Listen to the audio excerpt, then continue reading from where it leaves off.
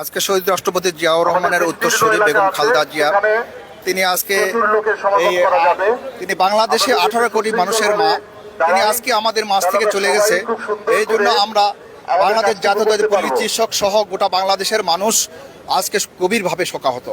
আজকে আমরা মনে করি যে আজকে আমরা এই বাংলাদেশ একজন মাকে হারালাম। তিনি আমাদের অভিভাবক ছিলেন। তিনি গোটা বাংলাদেশের মানুষকে আগলে রেখেছিলেন। শুধু আজকে থেকে নয়, স্বাধীনতা সংগ্রাম থেকে আজ পর্যন্ত তিনি এই বাংলাদেশে যে ভূমিকা রেখেছেন এটা আর ইতিপূর্বে আর কোনো মানুষের লক্ষ্য করা যায় নাই। তিনি আজকে আমাদের মাঝ থেকে তিনি চলে গেছেন। এই জন্য আমরা সকলে বাংলাদেশের জাতীয়তাবাদী পল্লী চিকিৎসক অ্যাসোসিয়েশন সহ গোটা বাংলাদেশের মানুষ তার যাওয়াতে আজকে গোটা বাংলাদেশের মানুষ একজন মানুষকে হারিয়ে ফেললো।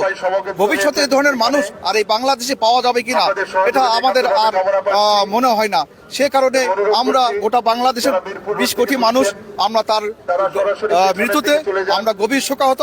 আল্লাহ পাকের কাছে আমরা আবেদন রাখি, আল্লাহ পাকের কাছে আমরা বলতে চাই যে আল্লাহ পাক যেন এই 18 কোটির মানুষের মাকে তাকে যেন জান্নাতের সর্বোচ্চ শিখরে জান্নাতুল ফেরদাউসে তাকে যেন দাখিল করে এবং তাকে সেখানে পাঠিয়ে দেয়। এটাই আমাদের সকলের চাওয়া।